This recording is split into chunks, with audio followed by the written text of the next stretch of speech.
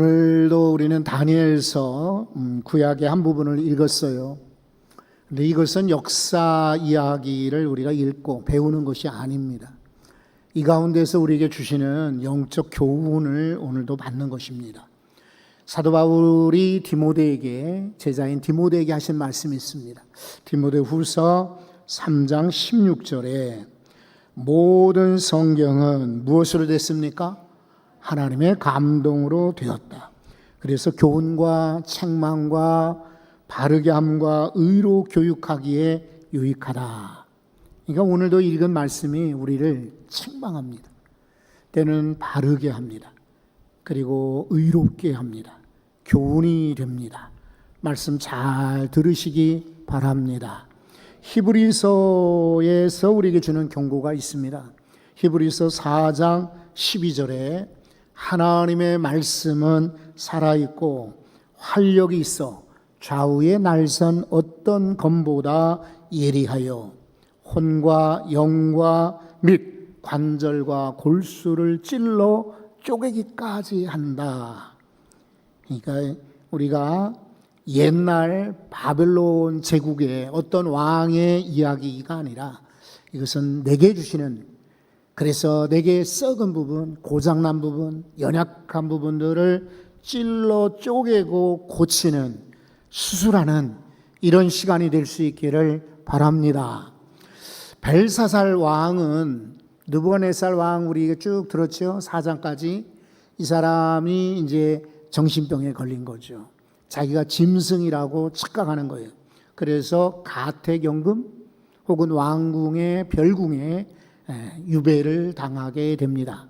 그래서 한 7년여를 이렇게 별궁에서 지나는데 그 다음에 이제 왕이 일어났습니다. 그리고 또 다른 왕이 그 아들 가운데 생겨납니다. 그것이 바로 느부갓네살의 손자격인 사람이 오늘 성경의 주인공인 벨사살입니다. 성경 배경을 보면 이 사람이 약 40대라고 소개하고 있습니다. 10대 왕이 아니고 20대도 아니고 40대란 말이죠. 그럼 어느 정도 분별력이 있어야 되는데 이 사람이 계속해서 실수합니다. 그런데 벨사살 왕의 실수를 들여다보면 어쩌면 나의 실수, 어쩌면 여러분의 실수일 수 있어요. 그러니까 오늘 성경을 한번 주목해 보시기 바랍니다. 성경에 먼저 1절을 읽겠습니다. 1절을 보면은 벨사살 왕이 그의 귀족 1000명을 위하여 큰 잔치를 베풀고 그 1000명 앞에서 술을 마시니라. 벨사살 왕의 이야기는 이 5장에 딱 한 번 등장합니다. 그런데 이 사람은 술 마시다가 망한 사람으로 오늘 소개되고 있습니다. 안타까운 거죠? 하나님을 섬겼더라. 나라를 잘 이렇게 일으켰다. 그리고 정말 백성들에게 선정을 베풀었다. 그 할아버지처럼 건축을 했거나 또 나라를 왕성하게 만든 것도 아니고 술을 마시더라. 이런 이야기로 소개하고 있습니다. 여러분은 어떨까요? 여러분을 소개할 때 어떻게 소개할 것 같아요? 사람들이, 자녀들이, 가까운 사람들이. 에이, 저 사람은 술만 마셨어. 그러면 안 되죠. 저 사람은 화만 내셨어. 그것도 안 되죠. 저분은 일을 안 하셨어. 이런 것도 안 되죠. 우리 여러분 최선을 다하여 가정을 지키고 우리 교회를 섬기고 우리 하나님 나라 영광 위하여 살다가 그렇게 참 믿음으로 살았다라고 여러분을 평가할 수 있기를 바랍니다.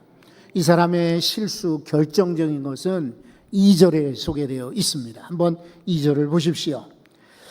벨사살이 술을 마실 때에 명하여 그의 부친 느부갓네살이, 잠깐 여러분 부친이라고 지금 말하고 있습니다만 옛날 고대 바벨론에서는 그냥 어른들을 부친, 아버지라고 하는 거예요. 그러니까 실제로는 직접 부친이기보다는 할아버지격인 거죠. 그래도 그 사람들 관습에 따라 부친이라고 이렇게 적고 있는 것입니다. 벨사살이 술을 마실 때 명하여 그의 부친 느부갓네살이 예루살렘 성전에서 탈취하여 온 금 은그릇을 가져오라 하고 명하였으니 이는 왕과 귀족들과 왕후들과 후궁들이 다 그것으로 마시려 함이었더라. 이 사람의 실수는 술을 마시는 것도 문제지만 어디에다 마시고 있어요? 성전에서 빼앗아온, 약탈해온 이 금그릇, 은그릇을 가지고 마시는 거예요. 원래 성전 그릇은 하나님께 제사, 예배드리기 위해서 만든 건데 자기의 쾌락을 위해서 마시고 있어요. 이게 문제인 거예요. 여러분, 하나님이 내게 주신 재능이 있습니다. 각자 재능이 있죠. 어떤 분은 말을 잘해요. 어떤 분은 겸손해요. 겸손도 재능이니까. 어떤 분은 재능이 있어서 이따가 보시면 알지만 음식을 잘 만들기도 해요.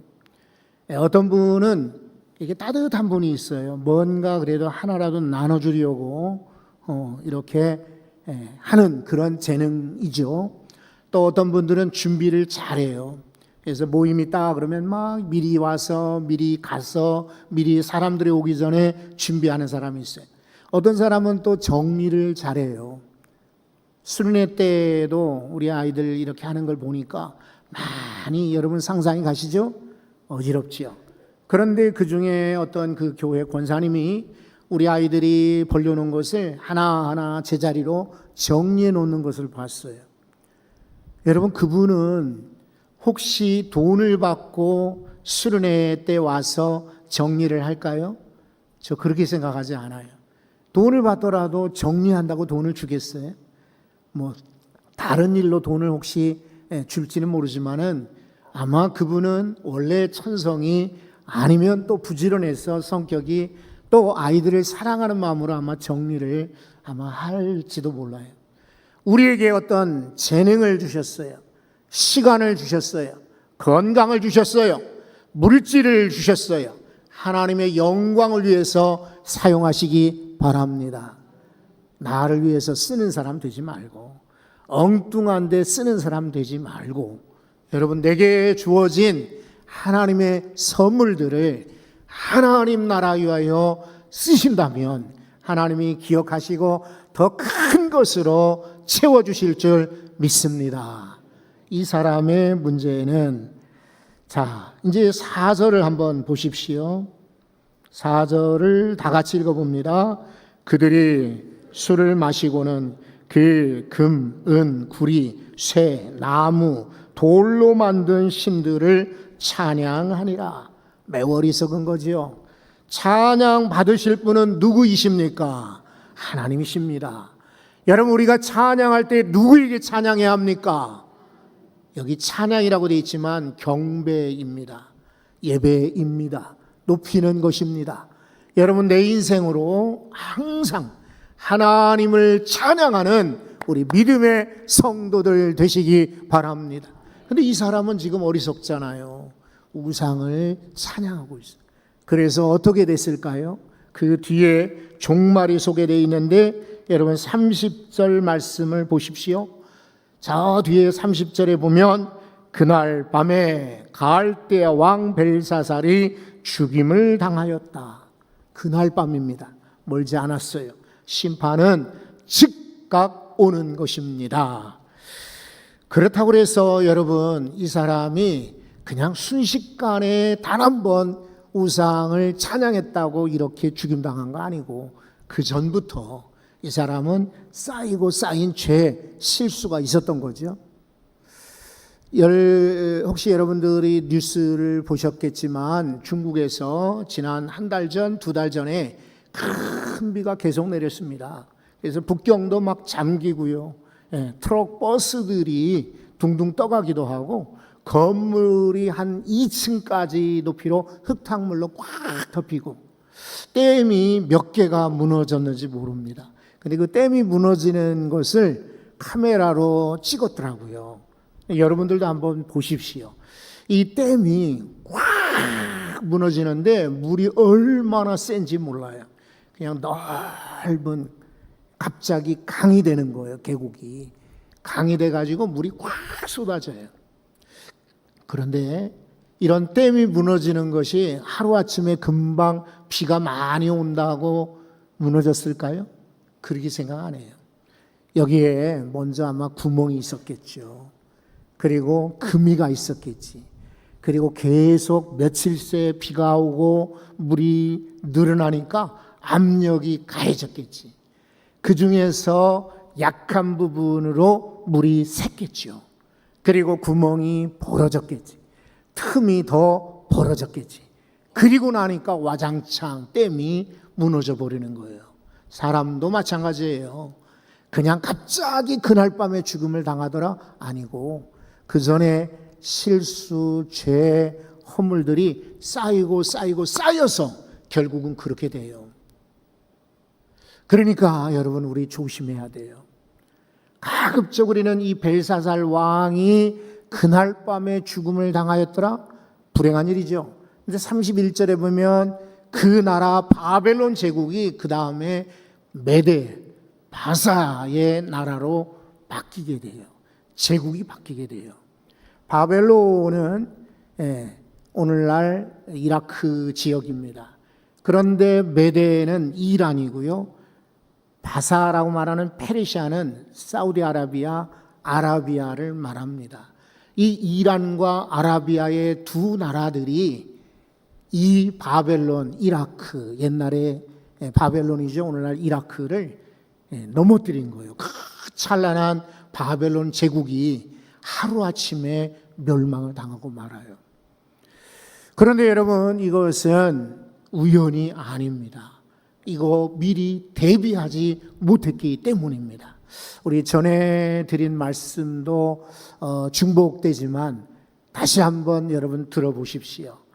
우리가 요만큼만 어디를 가도 준비합니다. 요즘에 모자 또 혹은 선블록, 선크림들 또 선글라스들 또 수영복들 다 준비합니다. 그리고 시원한 물도 준비합니다. 외국에 나갈 경우는 더 준비할 것이 많습니다. 며칠 전부터 마트에 가서 이런저런 거기에 맞는 옷도 고르기도 하고 신발도 고르기도 하고 또 때로는 여권을 준비하기도 항공권 당연히 준비하기도 합니다. 여러분 이사할 때는 더 복잡하지요. 얼마나 오래전부터 준비를 하겠습니까? 그런데 하나님이 오늘 말씀을 통해서 이 벨사살의 교훈을 우리에게 주십니다. 이 사람은 나라가 망하고 있는데 뭐 하고 있습니까? 여기 지금 앉아서 1000명이나 불러다 놓고 잔치를 하고 있는 것입니다. 왜냐하면 바벨론 성벽이요, 이 너비가 약 25m라고 했습니다. 그리고 높이는요 약 95m가 됩니다. 그러니까 이 바벨론 약 90km 성이거든요. 너비가 25m면요 여러분 여기 마차 2대가 왔다 갔다 할 정도예요. 꽤 넓은 거지요. 이만한 두께로 90m나 올라가 있지 90km나 돼 있지. 그러니까 설마 우리나라가 망하랴? 우리나라가 페르시아 저까지 것들이 사막의 나부랭이들이 아무리 공격해봐라 우리 절대로 무너지지 않는다. 착각한 거예요. 착각이 실수예요. 그런데 벨사살 왕만 착각하는 게 아닙니다. 많은 사람들이 그래요. 나는 건강하다. 나는 끄떡없다. 나는 잘 된다. 자신감은 좋지만 이거 착각하면 안 돼요. 하루아침에 그 나라가 바뀌지 않았어요. 역사에 보면은 이 성경에는 구체적으로 소개되어 있지 않지만은 페르시아 군들이 수로 있죠. 수로. 물 들어오고 나가는 수로. 아무리 성이 두꺼워도 견고해도 수로에는 구멍이 있잖아요. 근데 이 사람들이 지금 잔치하고 있느라 미처 대비하지 못한 거예요. 그 사이에 군인들이 페르시아 군대가 수로로 들어온 거예요. 그래가지고 갑자기 왕을 죽여버린 거예요. 그래서 큰 싸움 벌리지 않고 페르시아 나라가 돼버리고 말았어요. 여러분 우리나라도 전 세계도 마찬가지지만은 인구 지금 절벽이잖아요. 어느 도시건 인구가 지금 줄고 있어요. 서울은 심각하고 이번에 안성에 가서 교회를 잘 지었더라고요. 그래서 목사님을 정말 치하하고 사모님도 고생을 많이 하셨더라고요. 그래 사모님도 고생 많이 하셨어요. 그랬어요. 그리고 이렇게 큰 교회를 지어놨는데 걱정이 되더라고요. 이 안성은 혹시 인구가 늘어나요, 줄어요? 여쭤봤더니 인구가 준대. 거기도. 그래도 학교, 초등학교가 옆에 있어서 다음 세대를 위해서 예배당을 지었다는 거예요. 목사님은 참 훌륭하다 여기지만은 나는 다음에 어떤 목사님이 오실지 모르지만은 참 고민이 많겠다 생각을 했어요. 여러분, 지금 인구 문제가 심각합니다.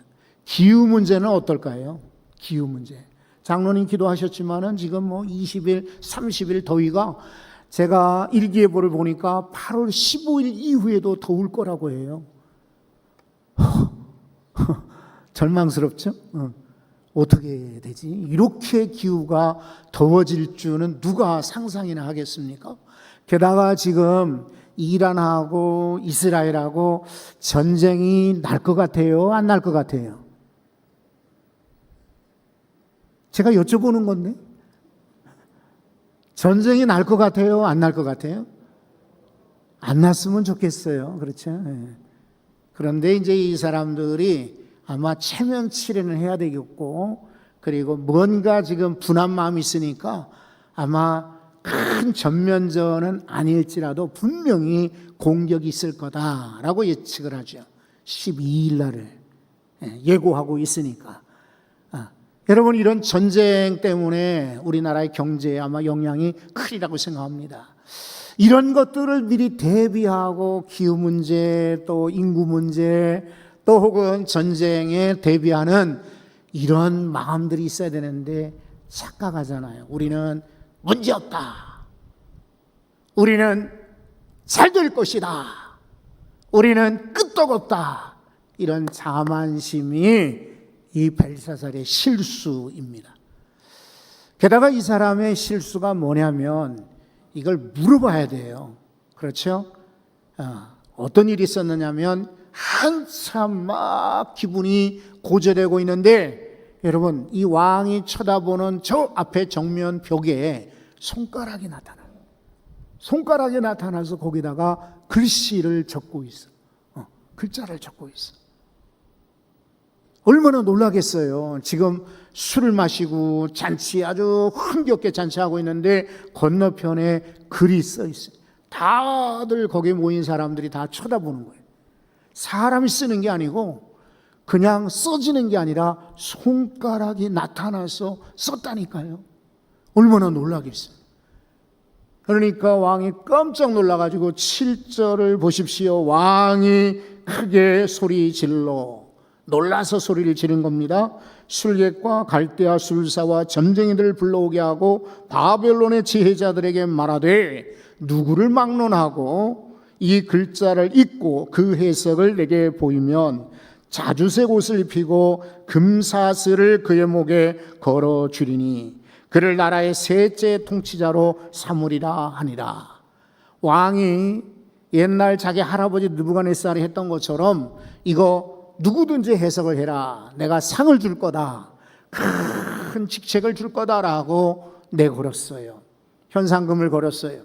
그런데 8절에 보면 아무도 그 해석을 읽지도 못하고 해석도 못했더라라고 말하고 있어요. 근데 사실은 이게 그 나라 사람들이 쓰는 아람어 이렇게 메네 데겔 우바르신 이 글자거든요. 그러니까 실은 글자는 읽을 수 있어요. 그래도 왜 저런 글자가 쓰였는지 해석을 못하는 거예요. 이 소동이 벌어질 때에 먼저 아버지 왕의 어머니 격이죠. 왕비든 아니면 할아버지의 왕비가 찾아옵니다.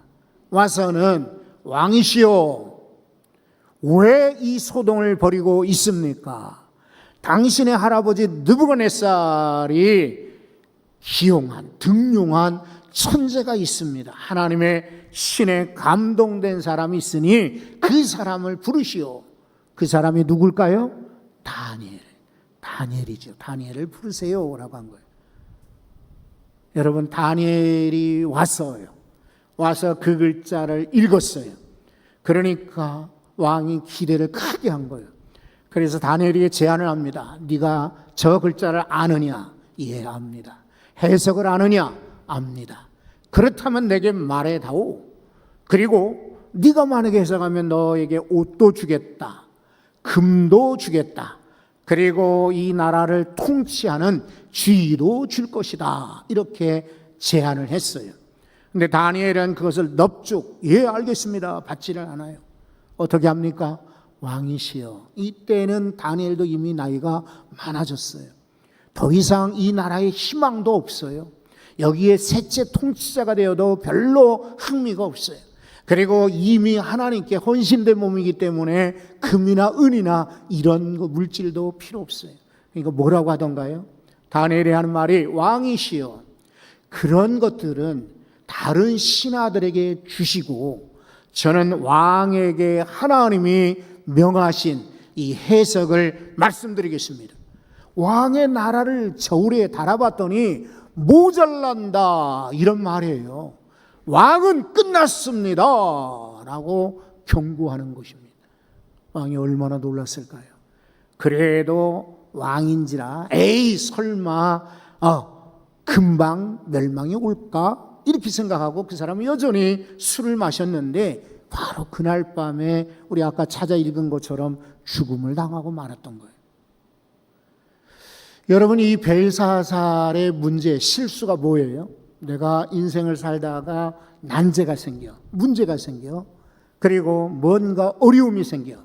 어디에다가 물어야 돼? 박사를 불러? 점쟁이를 찾아가? 아니면은 이런 기도 많이 했다는 사람 찾아가서 예언을 들어? 천만의 말씀이죠. 다니엘을 불러야지. 왜냐하면 이 사람이 바로 하나님의 사람이지. 이 사람은 성령에 감동된 사람이지.